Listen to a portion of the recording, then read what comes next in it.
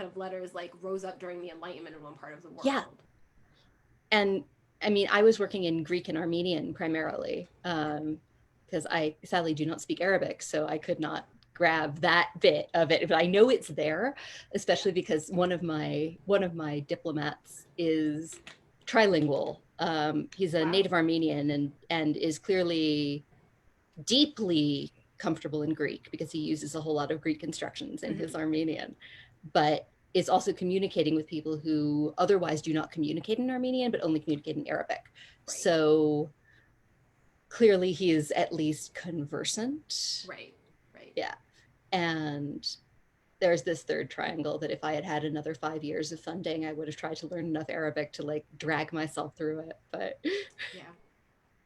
Yeah. There was a point in my dissertation process where I was like, I think I want to take, because I had taken Arabic all the way through my junior year of college, and I'm fluent enough that I could work with the translated materials and like understand it okay, but not fluent enough to be an Arabist. And I was like, I think I want to do like an Arabic aspect of my dissertation. And my dissertation chair was like, do you really want to be here for 10 years? Yeah. This is, I mean, I got out in 7 and that was fast for a medievalist, you know? Yeah. And like, I mean, my Armenian is okay. But I did learn that in the middle of it when I discovered this particular guy. Wow. Grigor Magistros. And because I had known I wanted to do diplomatic letters, but like diplomats writing back to Constantinople, so from the edges to the center. Right. And like what kinds of letters they wrote, and they're super performative because everything in Byzantium is super performative. Right. And I was interested in like why they were so performative. What's the use of doing this? Like if the letter has no content, why are you sending it? Right. Right. Yeah. And I found this guy, Grigor Magistros, Grigor Pavluni, who ends up a Byzantine official, so he gets the title of Magistros. And he's writing Byzantine-style letters in Armenian. And I was like, at the same time as everybody else I was looking at, I was like, oh, shit. Okay. And then I ran away to Oxford for a year to learn Armenian.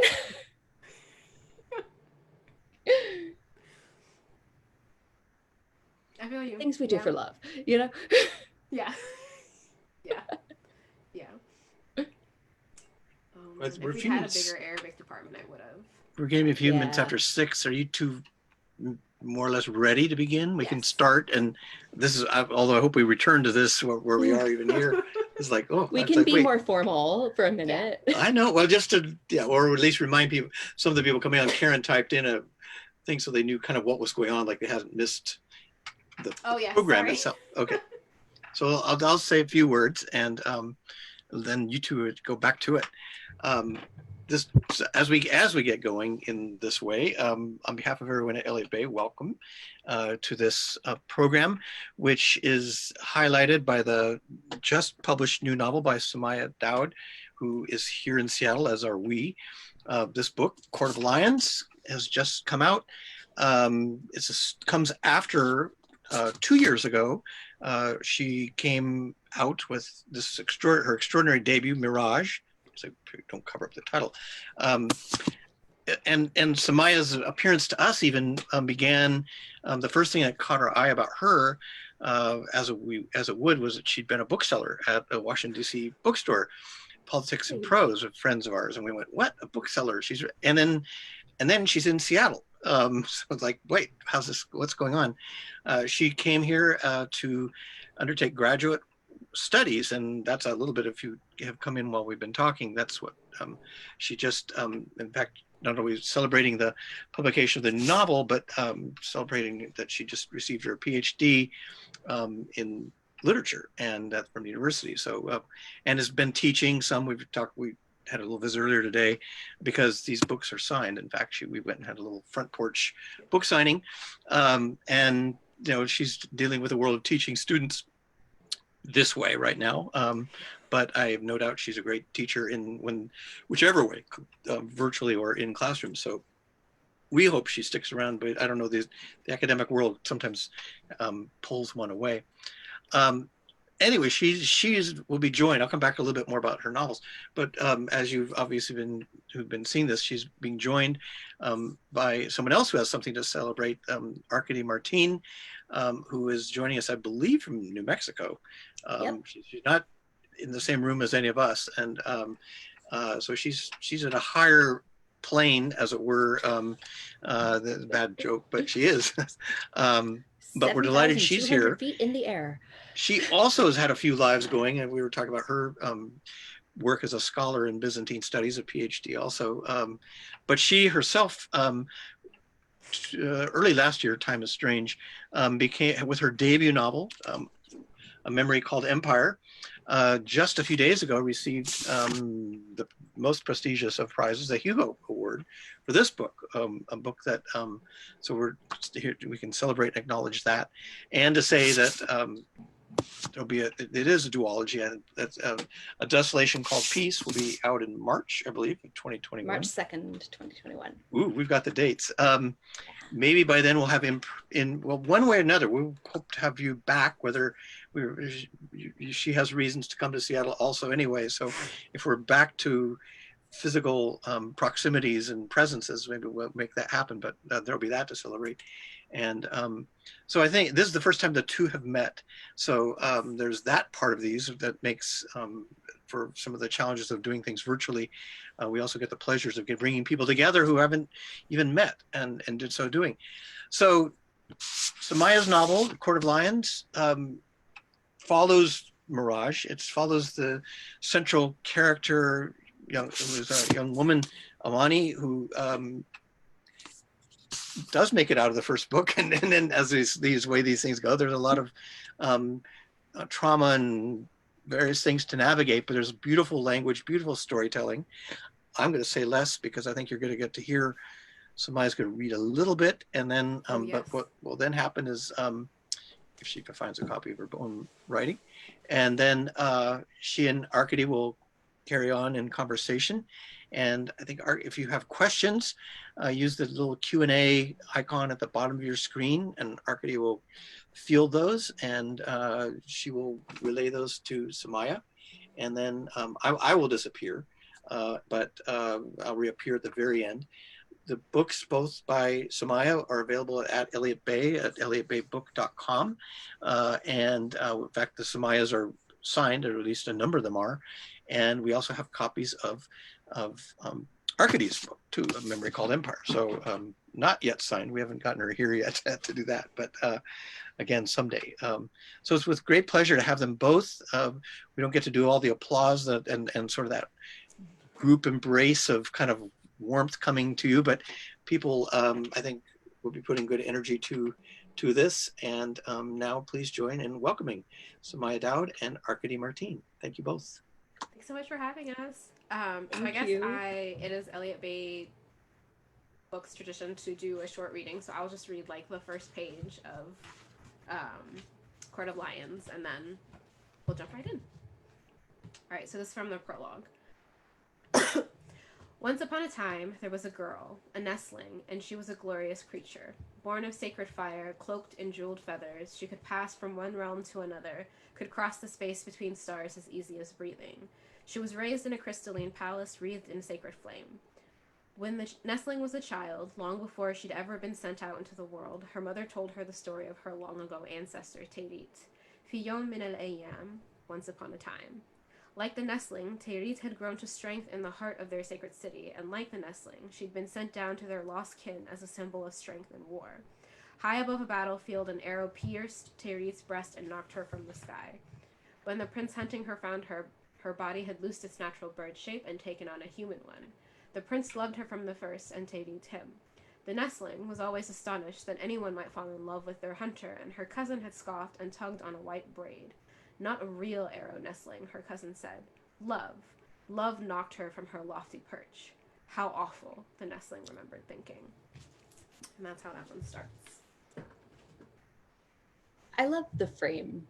It's one of the things that I really enjoy about both of these books is that you've done this, what feels like an incredibly rooted culture that is in some ways familiar.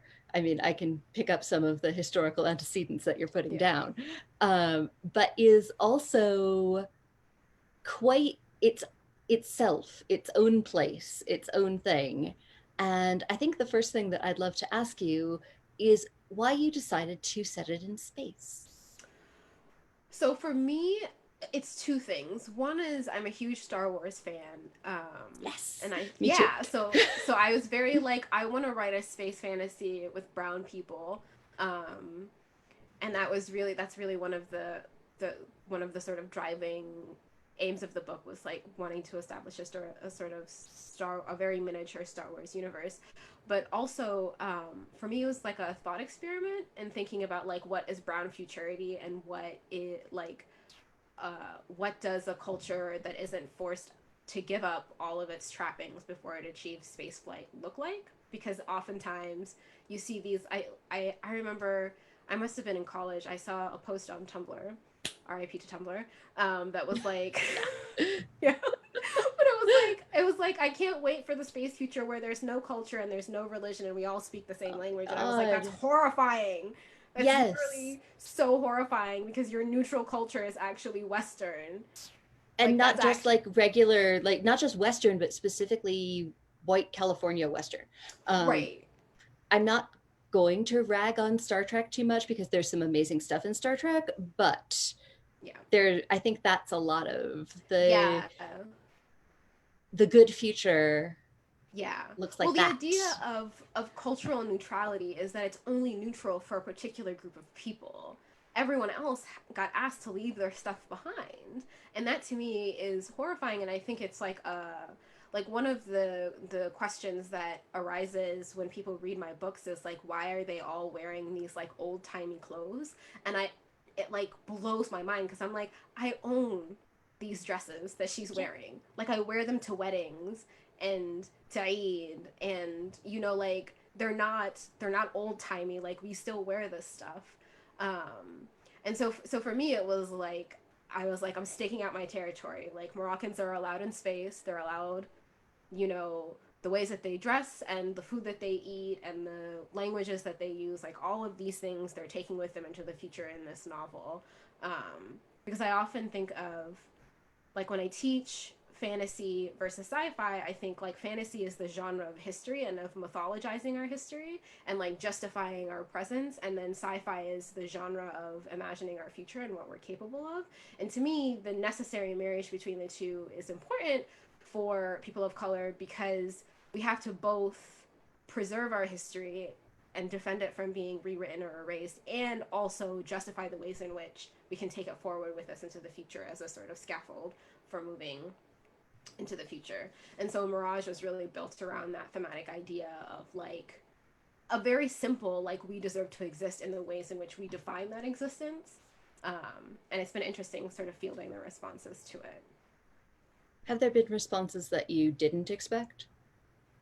Mostly just kind of like my favorite response was from someone who said, Amani starts out in a village where there are farms. And this response went, why are there farms in a sci-fi novel if they're in the future? Oh my God. Yeah, so it's sort of a very I was very like, I don't know how to tell you. I want a t-shirt. One of my friends said they're gonna make me a t-shirt that says like, we have farms now. Like, yes. Also, in the future, people will eat food. Right. Yeah. And food comes from a place.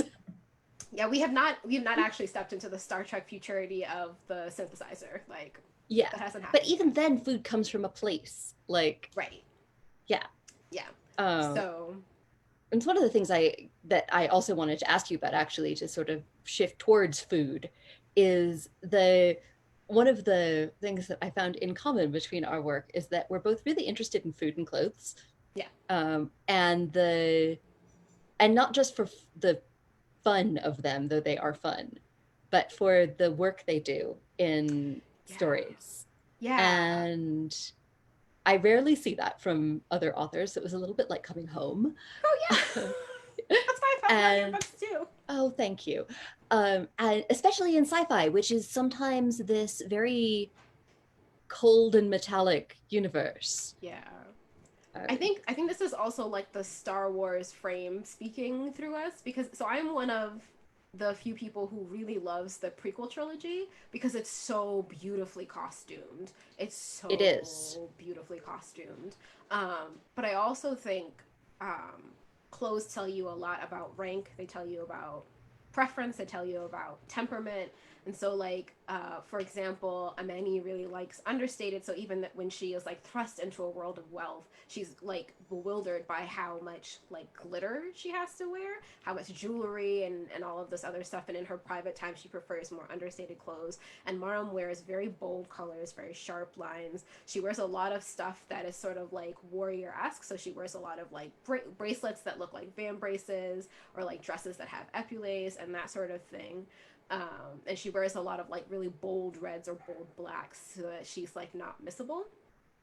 And so that's how I think when I approach clothing, I'm like, what can you communicate to the reader through like these small details? And I spend a lot of time being like, it had this kind of stitching and this kind of, but I think it's important because I think if you're paying attention, it really does reveal a lot to you, both about like the individual character, but also about the court culture. Like what are the important sigils? What are the important motifs? Maram has this necklace in the first book that's like an unshaved ruby that's held in a bird's claw, and that is a very aggressive sort of symbol of her house. It's not sort of the majestic to sleep. It's like the aggressive raptor's claw. And so I spent a lot of time on that. And then in the terms of the food, it's really funny because I'm not really a food person. Like if I could live on meal replacements, I would, just so that I could work faster. I understand that one. Yeah. Yeah, there's been a lot of times where I'm just like, where is my protein bar? I don't have time to make lunch. But I do think, I think for me, I think of food as like a place where people can come together, and that's really what it's used for in Mirage. It's this cultural stepping stone between Maram and Amani, where she's only ever eaten Bathic food because that's the only thing that the cooks will make, and it becomes an opportunity for her to connect with her culture in a very really simple way where she doesn't really have to. It's not complicated for her, right? It either tastes good or it doesn't. And it doesn't leave its mark on her the way that like other cultural encounters would necessarily leave a mark. So it's something that she can encounter and ingest and then safely return to moving through her world, having experienced it. Yeah. I love that idea of food as a safe thing, as a safe way of doing a cultural encounter, mostly in contrast to how I ended up using it in memory, because half of the food in memory is poison or the threat thereof. Right. Like my dominant food metaphor in memory, aside from having way too much fun with thinking about what cuisine would look like if you took sort of haute scala cuisine and sent it to space and added olive oil, was like what you ingest, what you take in becomes part of you, and that can be dangerous. So that's like the underlying food metaphor in the Texcalan novels are this idea that food is desirable, beautiful, a aesthetic experience, a way of sharing, and dangerous. Yeah. Well, I feel like, correct me if I'm wrong, but there's also like it's really representative of the way that the Texcalan Empire operates, because there's a lot of like we got this from here and we got this from here, and like totally divorced from its original context, because now it's like a cultural artifact and a frivolity, which I found fascinating, like evidence of empire at work. Yeah, so my historical training is in a great deal, I did comparative empire theory, like that's what I did, and the biggest thing I got out of that was people inside empire who are members of the imperializing culture take enormous pride in the cosmopolitanness of their culture, that they have absorbed all of this stuff and taken it from various places, and it's theirs now. And it's great that they have absorbed these places because they get to promote this beautiful thing that they really enjoy. Yeah. And like a lot of that, the seductiveness of that and the fundamental, like deep error of that Right. comes out of both thinking about the British Empire's relationship to curry, which is where I first got the idea, and also American ideas of melting pot and potlucks, and the very word potluck, which is not a Anglo-Saxon word, but an Algonquin word.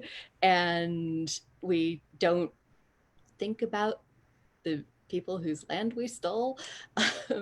So as a citizen of an empire, whether it's cultural or physical, I found it really important to both present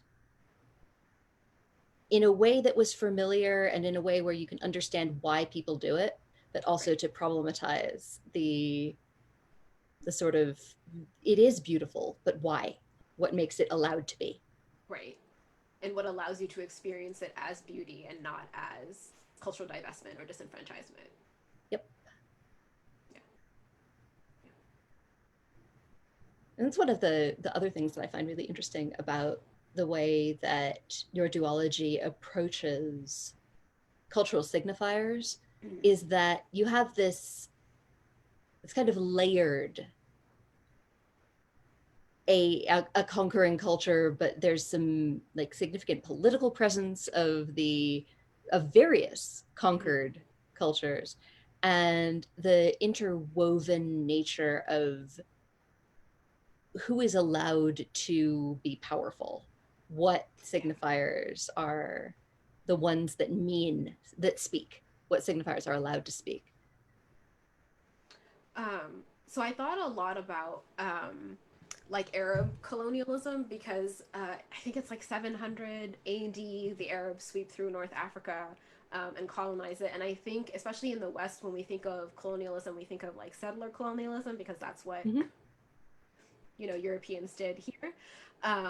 But Arab colonialism in the Middle Ages was a sort of linguistic colonialism where they didn't actually settle a lot of the places that they conquered. They installed magistrates and then imposed a linguistic and religious hegemony, and left, so that they built all of these trade centers, and it was really like interwoven and intercultural. But the way that they maintained power is that they made it necessary for you to become absorbed into the bureaucratic machine, and then become a confirmation of that power, right? So that like the Byzantines did exactly the same thing. So like this idea that like you could not be successful at all in the world if you did not speak Arabic, right?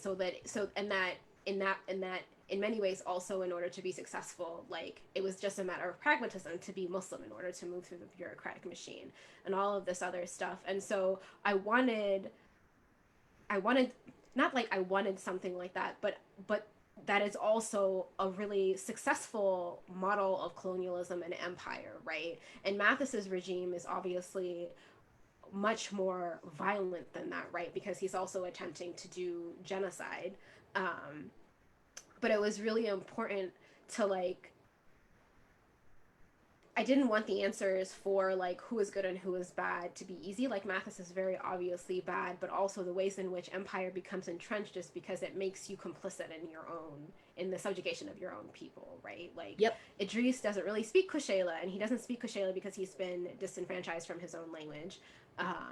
But also he's been made to be terrified that if he puts a foot out of line or anything like that, that then the punishment of that misstep is way worse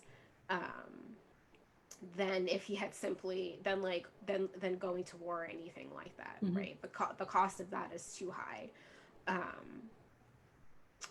But I also wanted to be thinking about like really the ways in which like communities get divided, and that's the thing that makes resistance really hard, is when you can't actually collaborate with your community and you can't actually build a resistance because you no longer speak the same language, or you don't actually know anything about your culture. Like in the first book, Amani has to explain to him what a cultural mark on his own body is because he doesn't understand it. Sorry, I feel like I meandered sort of. No, we're talking about the colonized mind and how it operates in general, in a really wide sense. Which is another like I feel so lucky to be writing now Yes. rather than 10 years ago or 20 years ago. Yeah. And I mean, I'm white, but I'm Jewish. So there's a certain amount of being aware of the contingency Right. of full citizenship. Yes. Yeah. And a degree of, okay, yes, my family has assimilated so entirely, but so did the families of people in Vienna in the Right. 40s. And so that kind of um, awareness is inside a lot of the ways I've tried to approach the idea of why would someone want to be colonized internally? Right. And Yeah. like, where does that tension come from? And can a character who experiences that still be sympathetic? Right. Should they be? Yeah. Yeah. Yeah. With Idris, and I think Idris is like the best example of this because Amani is so obviously like, I don't want to be Yeah. colonized. Yeah. But Idris speaks the language, and he's a character that is thought of as being really good at the political game. Like he survived this long. He survived longer than a lot of his peers. A lot of the fashion that he wears is deliberately deliberately a marriage between the Vathic military style and the Koshela style so that he can represent sort of a fusion of both worlds.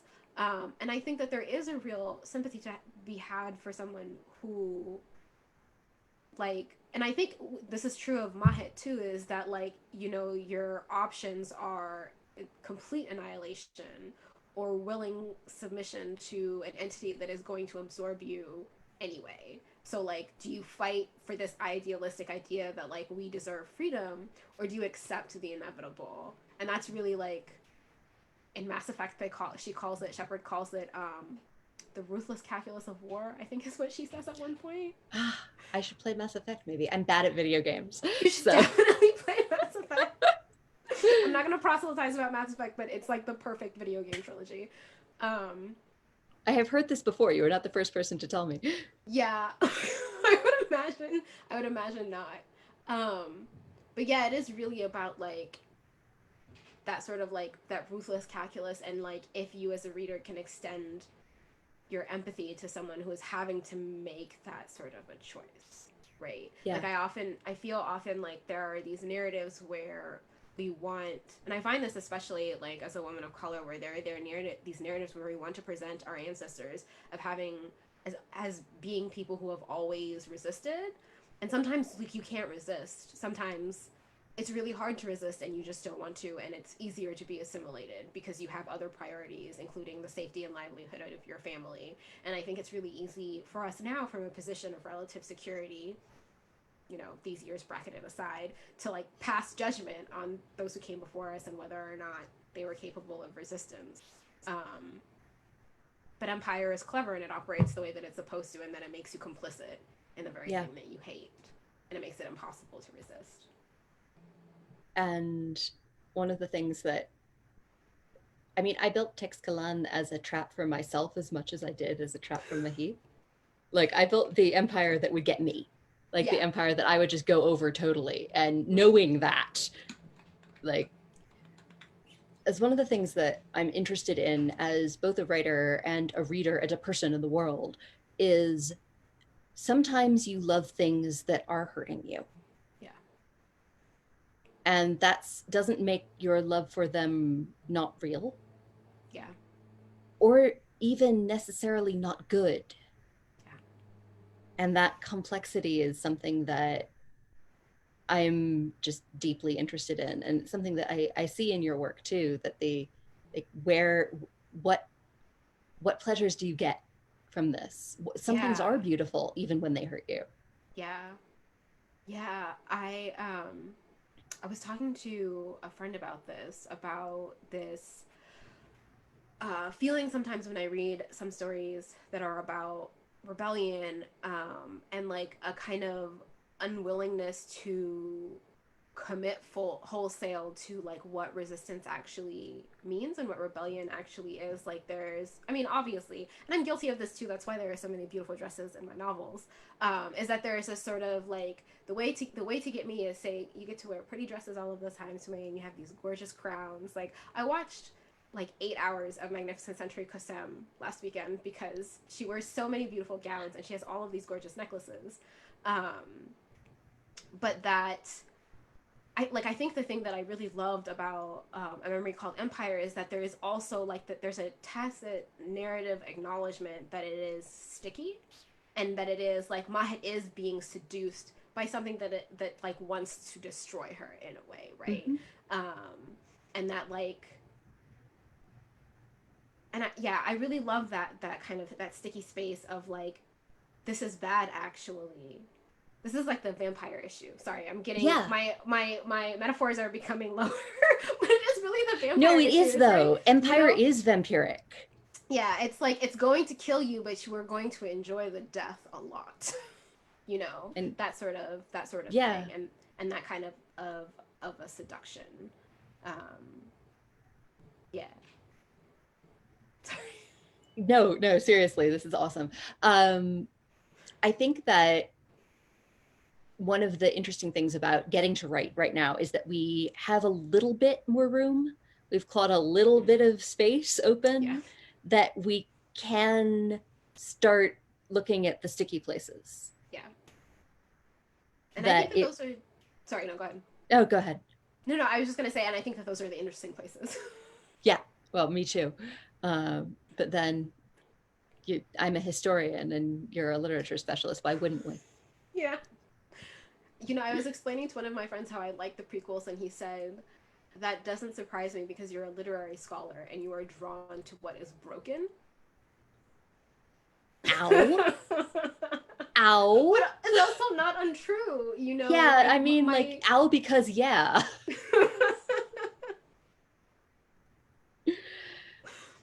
Yeah, no, I mean, one of the reasons that I'm no longer working as an academic is that I got too much literature into my history practice and started I did a whole postdoc with narratology in it, and just got really interested in why people told stories and what stories that they told. Oh, nice. And like what gets written down in the historiographies. Yeah. So that sense of, for me, it's maybe not what is broken, but what is multiple and contradictory. Yeah. Like that's where I get stuck, like attached to a problem is which bit of this is equally true and completely mutually contradictory. Yeah. Oh yeah. No, I like that. And that really resonates with A Memory Called Empire. Do we want to talk about poetry? We should talk about poetry, especially because the first question we have gotten is as follows, which is about poetry. I love how both your narratives use poetry as a major aspect of your world building and plot, especially since both texts Kalanli and Kushaila map to real languages that are not English. That's a complicated question. I'll come back to it. How do you approach writing and translating this poetry in an English language medium? You go first. Okay.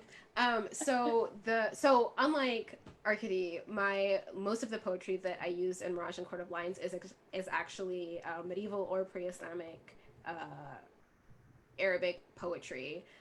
So it's written in the classical style, which is quite dense. And I had to translate a lot of it, which I've talked about a lot, and it was really, really hard because Arabic is very, very different than English, and I feel like that's really, really obvious. But it just not just in terms of like it's a different language, but it's also its morphology is different, the way that it moves, and like the multiplicity or the multiple meanings of many words is just different. And it's the poetry too is something that's built entirely. I mean, poetry in general is built entirely on context. And so the two things, and I wrote about this in my dissertation, but the two things that I was worried about when I was translating is one, making sure that it didn't sound like the foreignness was clear, but that also despite the foreignness, it was legible to an American audience or to an English speaking audience. Like I didn't want them to walk away going, I don't actually understand what I read.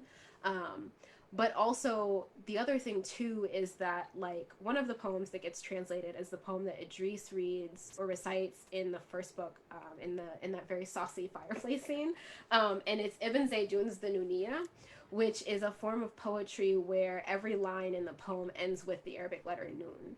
And there's just no way to translate that form. And Arabic poems, is the other thing, is Arabic poems are extreme, like they're very, very married to form, in a way that is like beautiful and fascinating, but is also like straight up impossible to render in English, because there's not like a, like I can't end every line in the poem with the letter N in English, because the Nuniyya is possible as a poetic form because we also have vowel markings in Arabic. So it's not, you're not ending every line with n, you're ending every line with variations of the letter nun, and all of this other stuff.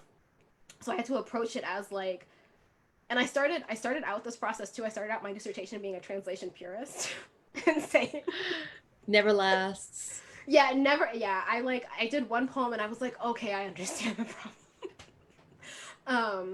And so having to think about like what is a way to preserve the poeticism of the language and or the poeticism or the poetics of the poem, some version of its form, and also like not divorce it too much from its context, while also considering that my audience is going to be largely young adults who have no familiarity with the medieval Arabic literary canon, right? So they're like, you say, so like for Court of Lions, I translated a poem by Antara, and the average reader of Court of Lions has no idea who Antara ibn Shaddad is, right? So they're like, I don't understand what the difficulty with the cultural context of a pre-Islamic poem by the preeminent Arabic poet is, right? Or like what the context of tribal warfare for this poem is, or what the context for Ibn Zaydun getting kicked out of the city of his birth by his ex-girlfriend because he laughed at a joke by Algeria.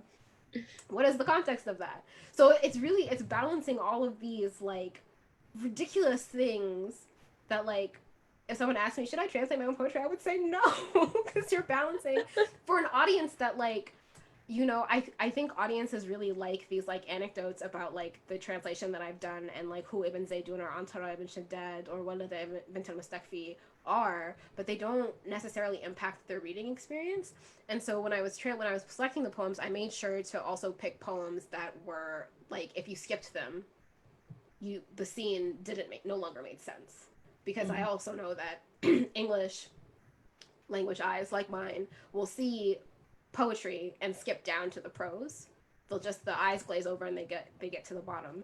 And so I made sure to pick poems where like if you skipped it, like if you skip Antara in the scene with Ahras in Court of Lions, the scene doesn't make sense anymore. It loses some of its emotional resonance. Again, I feel like I did this with the question. Yeah. Well, poetry's huge, and because Tixkelanli is not a real language, it's built out of 3 real languages, and I'm a bad conlanger. Like I don't make languages properly. But I have studied enough languages that I know how to make them consistent internally when I'm inventing a couple words.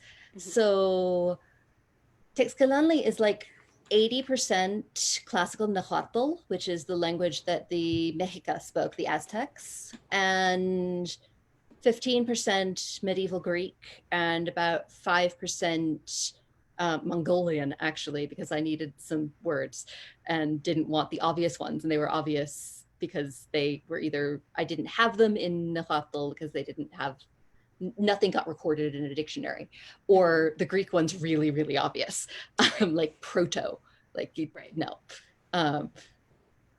So I built a language, and then I show very, very little of that language on the page.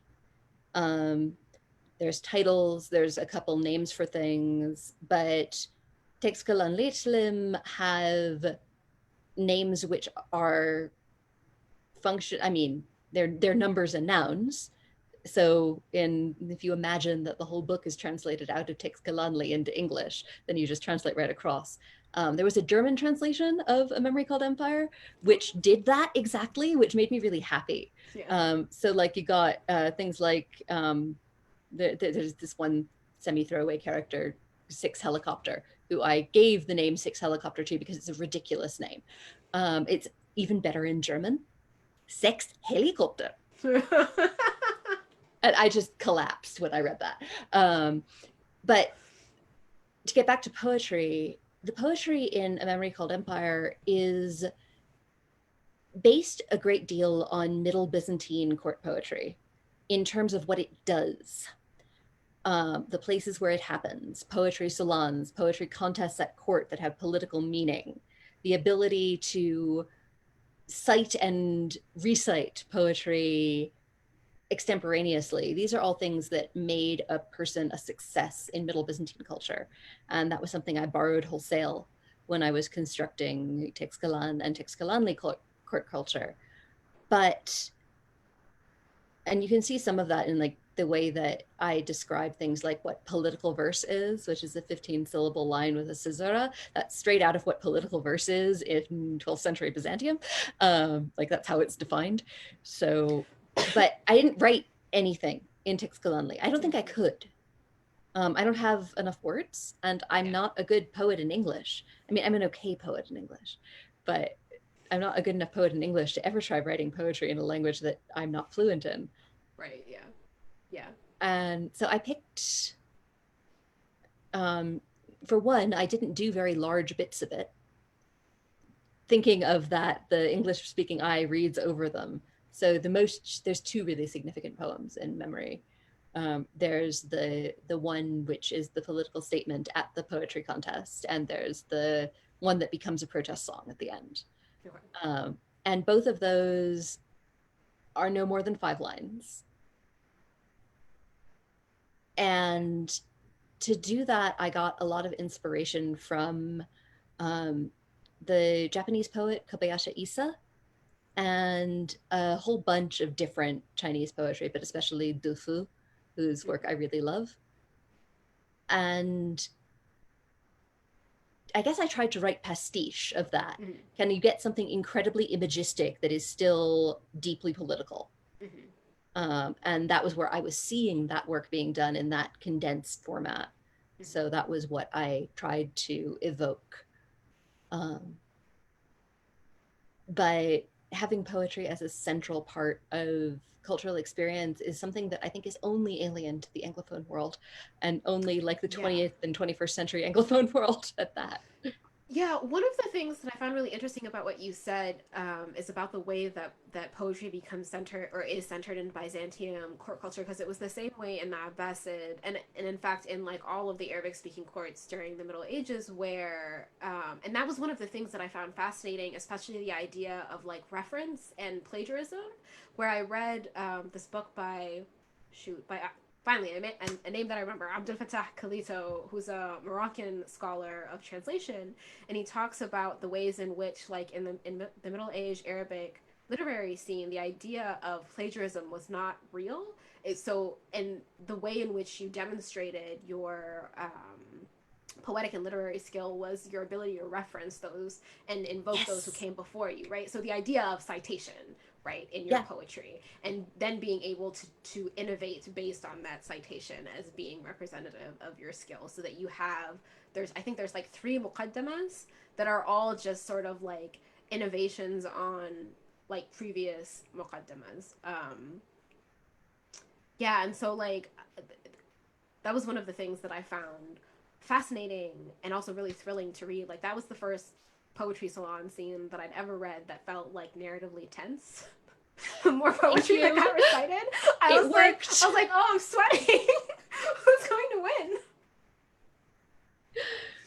Yeah, like I wanted that to be as tense as any of the scenes of violence. Yeah. Because it is a scene of violence, actually. It's a scene of cultural violence. And it's a display of power. Yeah. And in the context of that culture, what is happening there is a very uncomfortable political statement Mm-hmm. that everyone reacts to and that is papered over immediately afterward. Right. Yeah. Yeah. Yeah. But I'm so glad that it worked as a tension set piece. It's actually, interestingly, right at the 1/2 point in the book. Oh yeah. Yep. um, I feel like I had a question. Shoot. Oh, brain smooth. Okay. I can ask you how you ended up, because I'm curious about this, how you decided to choose poetry that existed to use in the story of the future. Um, really, what it was is that I was reading. I had come across this collection of poetry called "Classical Poems by Arab Women" by Abdullah. It's translated by Abdullah Udari or Abdullah ibn Udari, and I was just flipping through it, and some of them were very saucy. Like they were just. I was very like, and as someone who is Muslim and who is raised with like all of these ideas about like what Muslim women were like and like what their expressions were like and how they were seen and framed in the historical record, coming across poems that were frankly raunchy was I was like, okay. And Mirage is a world in which it is like implicitly understood to be a matriarchy, right? Like all of the most important characters are women, all of the people pre-colonialism who have power are women, and there's an expectation of like the women taking control of all of these moments. And so part of it was simply like I'm not a good enough poet to write poetry, period. Certainly I was not going to attempt to write poetry in Arabic, even though like there were a couple of times where my editors were like, well, you can write poetry, and I'd be like, I don't know how to explain to you that I very much cannot write poetry. It is an entirely different skill set. Oh, yes. Yeah, and it's one that I have deep admiration for and no talent in. And so then it really just became like a cool meta opportunity to do like to embed these women that like no one knows about, or like obviously Arabists know about them, but whenever I teach Arabian Nights, I get these papers that are written to me, a Muslim with a hijab, that says, as we all know, in the Middle East, women don't have rights. Like very, yeah. So I was like, this is an opportunity for me to embed these women in this narrative, and then to be able to talk about them later. But also, really, it was for me. I was thinking about like what. Okay, so you're saying that you're having sort of like a medieval s court life, like that sort of a court life has been preserved and survived into the future. Then what necessarily is the literary schema of that court life? Mm-hmm. And then inevitably what that meant was poetry, and I understood that like I was not good enough at poetry to do that myself, so I went and I found some. Yeah. Yeah. No, that makes perfect sense. We have another question, and this one's for you, Somaiya. The question is from Heather Marshall, and Heather says, congrats to you both and to Somaiya on your book release and getting your PhD. I thought the prologue to Court of Lions had a fairy tale sensibility. How did you approach crafting the Qashayla folklore? Really, it was that I read a lot of Moroccan and North African folklore first. So my mother's Moroccan, so I was raised on like Arab fairy tales and Arabian Nights and all of this other stuff. So I had like a sensibility for what those stories look like. And they're very different than Western fairy tales, obviously. And then I was like, okay, so in thinking about like how I was going to form these stories, and I knew that I wanted them to be about women, and I knew that they needed to be sort of foundational, sorry, both thematically and culturally, so that like Amani's attachment to them was apparent to the reader. And then it was really about figuring out like, okay, what do you want this folk tale to say, and how do you want it to say it? So with Messinia, that was really just like I'd grown up on stories of the prophets, and I wanted a woman, because I wanted Amani's like relationship and her fascination with this character to be a woman, because it was about sort of modeling agency for her, right? In the first book, Messinia's entire arc is about like how at the end of her life she steps out of the narrative. She decides, I've had enough. I don't want to do the prophet thing anymore. And so for Amani, it represents an opportunity for her to take control of the narrative of her life in a situation in which she has no control. And then for Court of Lions, the fundamental fairy tale is the story of Hawa, which I made up. It's not real. But the story of Hawa is that she's one of the first Kushela women, and she gets unwillingly married off to a conquering king, like long before antiquity. But what she does is she agrees to do it because she has this magical power to loose her shadow out into the world. So her shadow returns to her brothers every night and reports on troop movements. And then eventually her brothers sneak into the camp and kill her husband.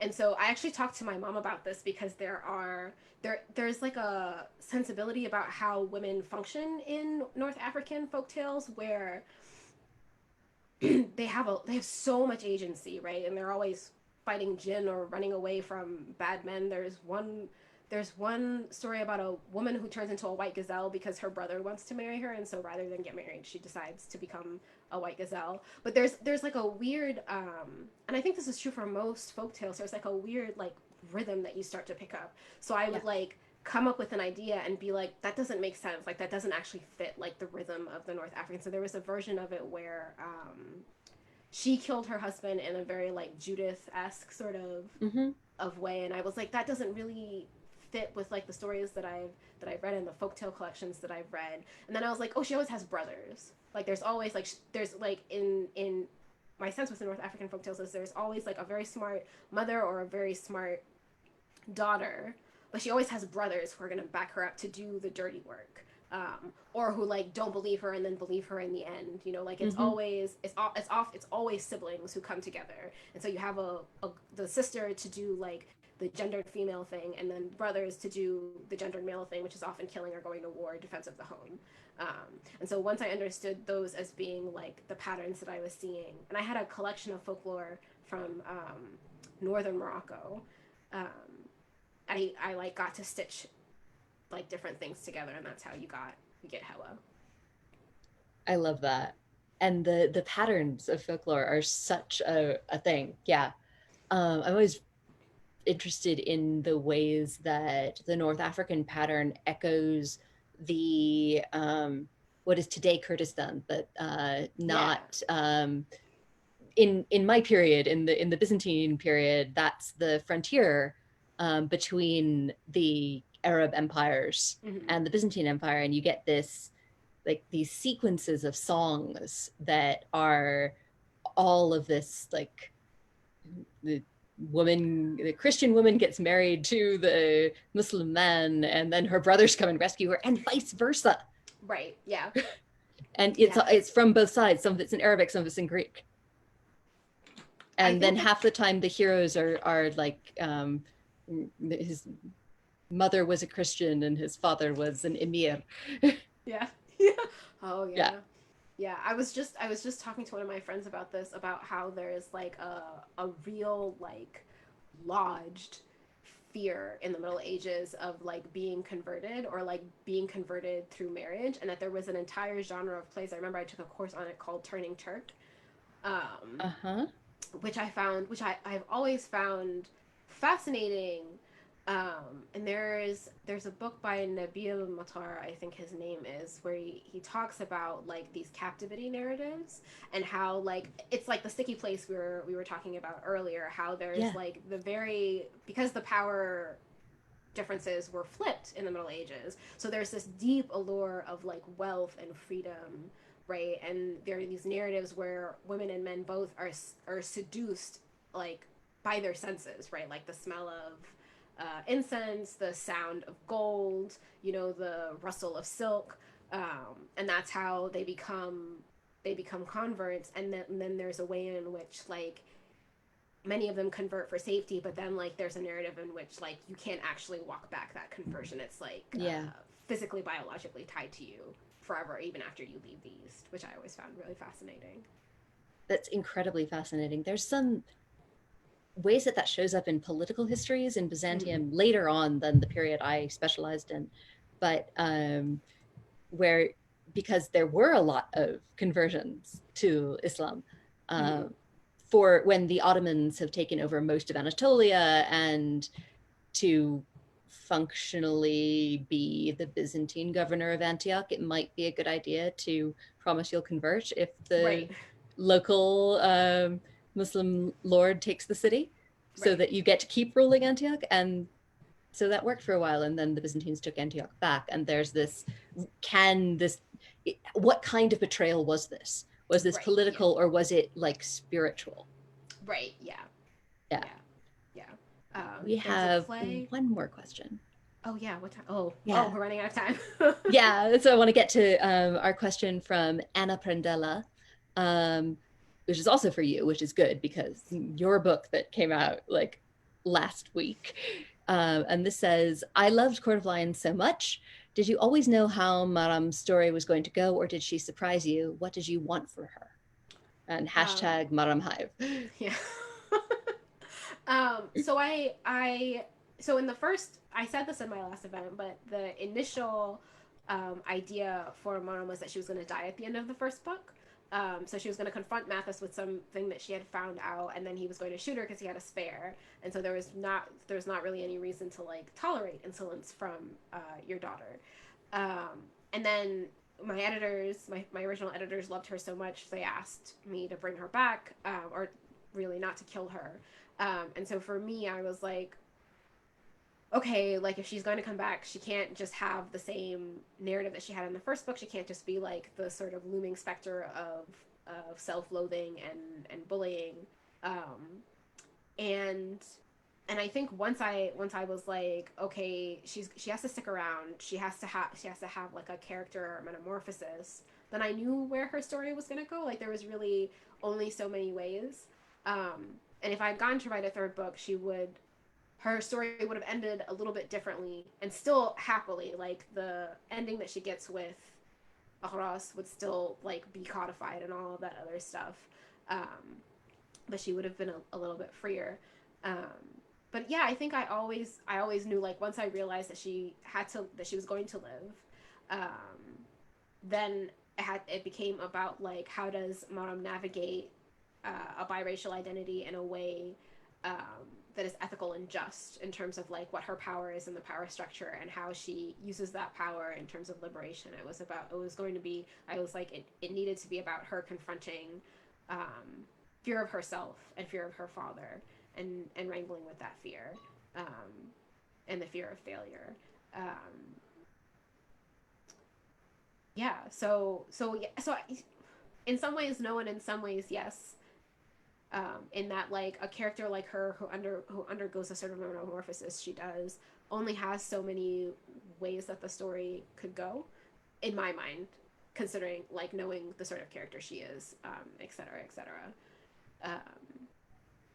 Yeah, sorry, I'm gonna pull up the question to make sure that I actually answered all of it. She did surprise me. She surprised me just like how fun she was to write. Maram is actually like, Mirage is my debut novel, but I'd written many books before, and Maram is actually the sort of character that I generally gravitate towards writing in general. Like she's mean and she's repressed and she's brittle. She's a character that like if you hit her right, she'll crack. And that's the kind of character that I like to write. And I'd forgotten that because I'd spent so much time in Amani's very compassionate head. And I got back to Maram and I was like, oh right, I like terrible mean girls. that's actually the place that I want to be all of the time. Tiny spoilers for A Desolation Called Peace, because I also had the delightful opportunity to write other points of view in that one. Yay. You still have Mahit, but there's 3 other points of view, and one of them is 3 Seagrass, and that was like falling into a lovely jacuzzi of oh, I'm just writing me when I was 26 and obnoxious. Okay. Yeah. As much trouble as we can get into politically, full speed ahead. Yeah. Mm-hmm. Yeah. Yeah. Act first, think later, but do it cleverly. Yeah. And Maram is a very like everything is a slight against her, which I feel that was very much me when I was around her age. Like everything can be perceived as like, why are you being rude? Like nobody asked you to be that rude. With Maram, like there's an interaction she has with Idris where he's like trying to poke fun at her, and she's like, well, if you want to joke, then I'll just shut up. It's fine. Like I'd rather not have this conversation at all. Yeah. I have a certain affinity for that type too. That was me younger than 26. Yeah. So I think we're out of time unless I've gotten this wrong. I mean, I'm in a slightly different time zone than you. So no, I think we're almost. We're here. Just you two have been great. Oh, thank you. Thanks. And we're having fun. Yeah. Both all the directions it's gone. It's been good to hear how many. Quite a few people have already read Court of Lions. It sounds so in the short time. So there's been that excitement about the book coming out, which we hope we know will continue, and maybe this will continue in the spring if Arkady can one way or another. We could certainly reconstitute this, but hopefully, we'll I would love that. In-person gatherings, and because we've been starting to hear about her new book, and then all this can continue. It's been great for everyone who's joined us. We thank you, and again, you can go to our website for ordering, or you can call us actually too for ordering and getting their books. And in fact, I think fairly soon you'll be able to walk in the store and get their books. We're getting close to that, and both in some sort of limited capacities. Also to say our next program this Friday night, it'll be actually streamed by the Seattle Public Library, but the remarkable novelist Akwaeke Emeze, whose new book is called The Death of Vivek Oji, they will be in conversation with Esme Waijin Wang at 6 o'clock. And both of them are wonderful writers. So, but Akwaeke is another one who transcends genres and boundaries and everything in their work. So, but again, for both Somaiya and Arkady tonight, it's been a great pleasure. This has been fun. You two can stay on and keep going. I don't know. Yeah. Dinner or something might be needed, but this feels very sociable and wonderful. This has been lovely. Great and to watch thank you so much for hosting us. And yes. Thank you for thinking of me, Somaiya, because I'm so glad to have gotten to meet you and talk to you. Me too. This has been so delightful. I was really nervous, and I'm so glad that we hit it off and had a good time. I had a fabulous time. Me too. So, Rick, if you want to, if Somaiya wants to interview me next time, when we do this in March, I think this I am be so fun. on board. Yes. Okay, we will pursue that. And meanwhile, good wishes to you both, and take good care, stay safe, and to everyone else who's with us as well. And thank you very much. I think we can all go on to our Tuesday nights. Thank you. Yeah. Bye. Have a good night. Thank you. Yeah. Bye. Thanks.